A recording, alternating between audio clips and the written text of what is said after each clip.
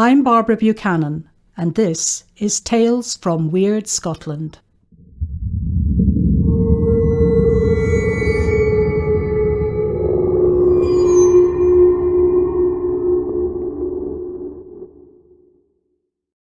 The stories told in Tales from Wyrd, Scotland explore dark and distressing events from Scotland's past.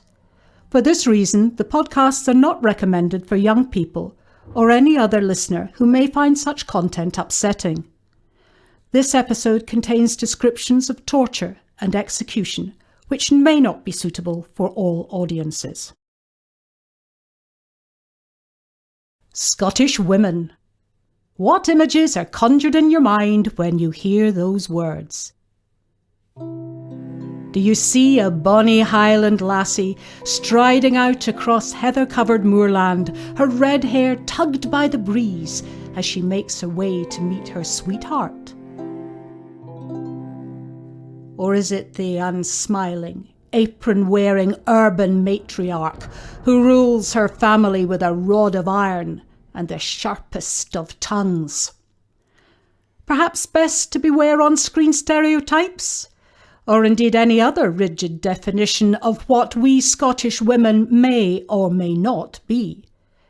It is fair to say, though, that we have the reputation of being independent of mind and having smedum, a word from the Scots language which loosely translates as spirit and strength.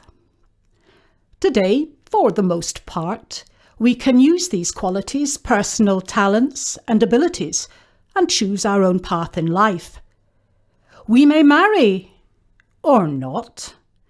We may become, for example, athletes or architects, historians or homemakers, musicians or mechanics, surgeons or soldiers, journalists or judges, plumbers or professors or politicians, even rising to become First Minister of the country. The opportunities that exist for us now are in large part due to the efforts of women of earlier generations who struggled and campaigned for the rights which we so often take for granted. To fully appreciate what we have and how much things have changed, it's good to take pause and think about the lives of Scottish women in days gone by, to compare and contrast the present and the past. But it can be difficult to feel a connection to generalities.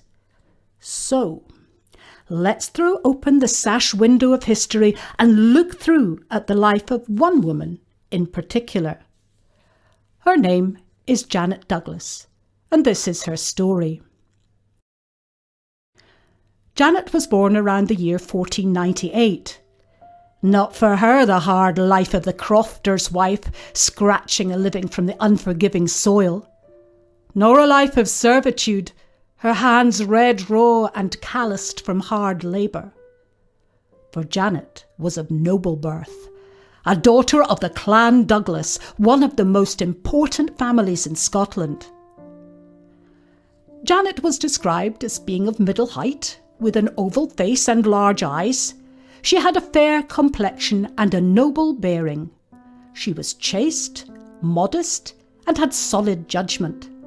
She was said to have courage above what would be expected of her sex. Her behaviour was pleasant and engaging with her inferiors as well as her equals. Janet was a beautiful woman of impeccable character and was much respected. In her day, women of noble families were destined for marriage and had little choice in who their husband would be. They were unlikely to marry for love. Much more likely was to be contracted in marriage to strengthen the bond between two families, consolidate land holdings, or cement a political alliance. Not necessarily the best basis for happiness. But Janet's marriage to John Lyon, 6th Lord Glamis, was by all accounts a happy one. They lived peacefully at Glamis Castle in the countryside, about 60 miles north of Edinburgh, and they had 4 children.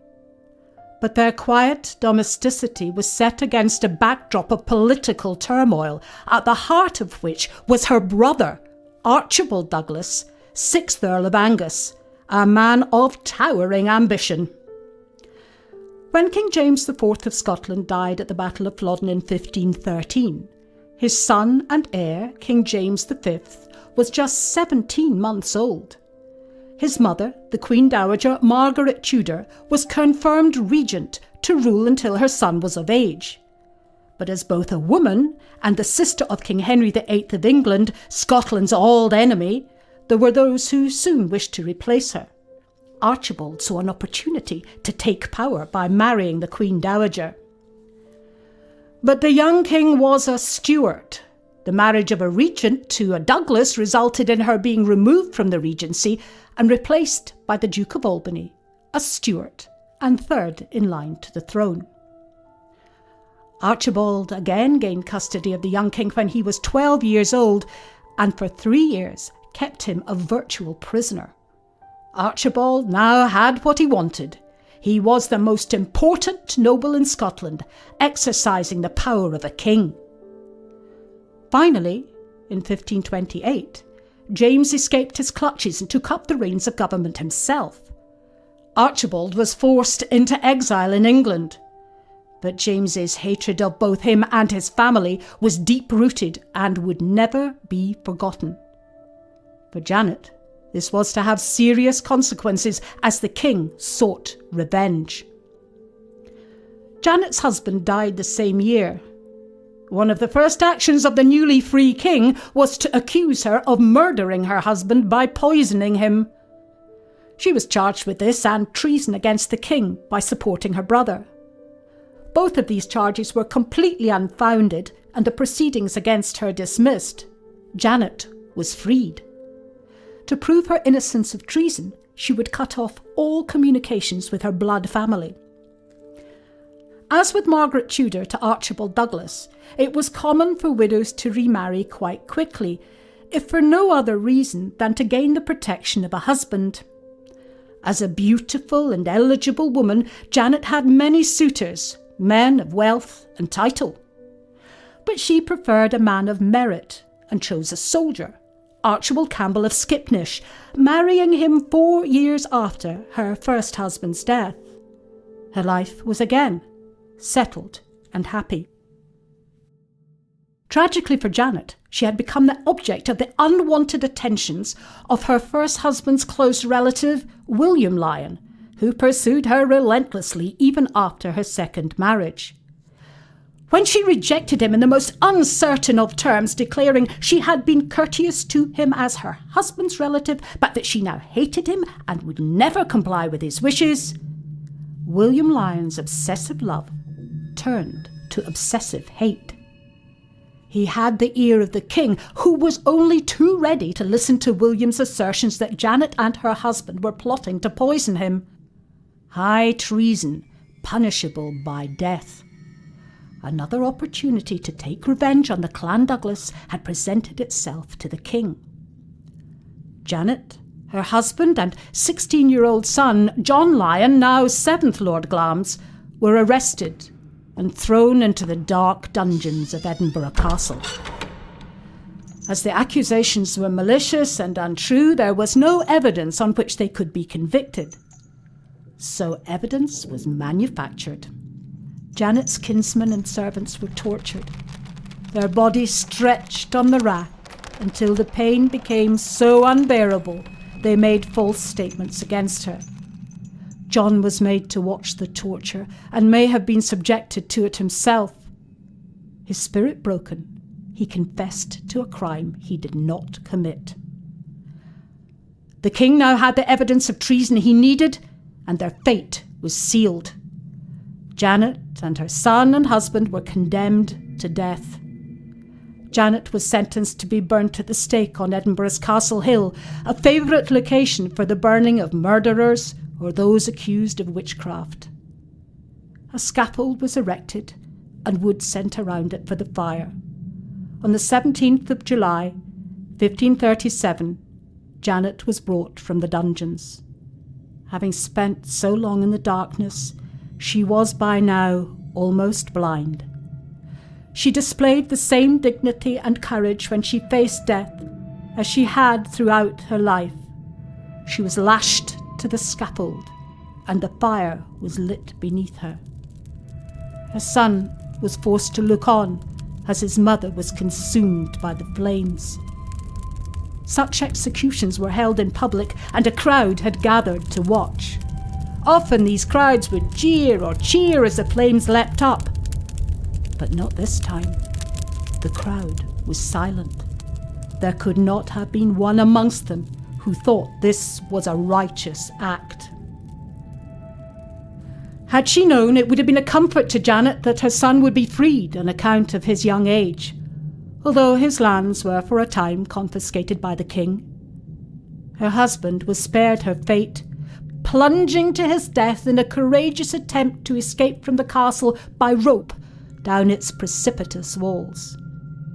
In a final act of royal vengeance, King James took up residence in her home, Glamis Castle. In modern parlance, Janet Douglas was collateral damage, swept up as she was in events which were not of her making. But even with her life unravelling before her, and indeed as she drew her last breath amongst the suffocating smoke, she demonstrated those reputed qualities of the Scottish woman: independence of mind and smeddum. Hers is such a human story, it's easy to feel empathy for her, to feel a connection to her, even after the passage of centuries. Sadly, it is not known where Janet's ashes lie. So this is the end of her story. Or is it? Not long after Janet's death, a hollow knocking sound began to be heard at times in Glamis Castle, and the apparition of what became known as the Grey Lady first appeared. The knocking was said to be the ghostly hammering of the workmen as they built the scaffold on which Janet would be executed. The Grey Lady is one of several ghosts said to haunt the halls and rooms of historic Glamis. She is most commonly sighted in its tranquil heart, the beautifully painted chapel, perhaps kneeling at the altar, or simply walking across and disappearing through the wall. Although infrequent now, whenever a religious service is held in the chapel, one seat is set aside for the Grey Lady, should she choose to attend. For she is Janet Douglas, safe home, where she was happy, at Glamis.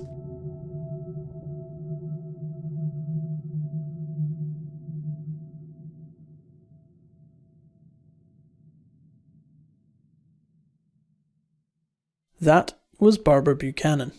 This episode was written by Barbara Buchanan. Barbara is the latest addition to the Wyrd Scotland team. Me and Gordon have known Barbara for years and are very pleased that she's joined us on our journey through Scotland's strange and wonderful past. As we work more on this project and produce more episodes, it begins to feel more and more like a real thing. This year we've set ourselves the goal of releasing one episode per month, barring unforeseen circumstances.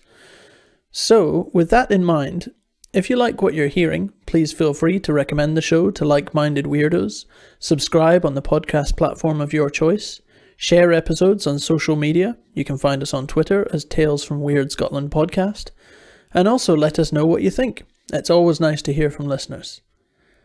After that shameless plug, all that remains to say is this episode was produced and radiophonically designed by me, Nick Cole-Hamilton. This is a You Better Run Media production. Join us again soon for more Tales from Wyrd Scotland.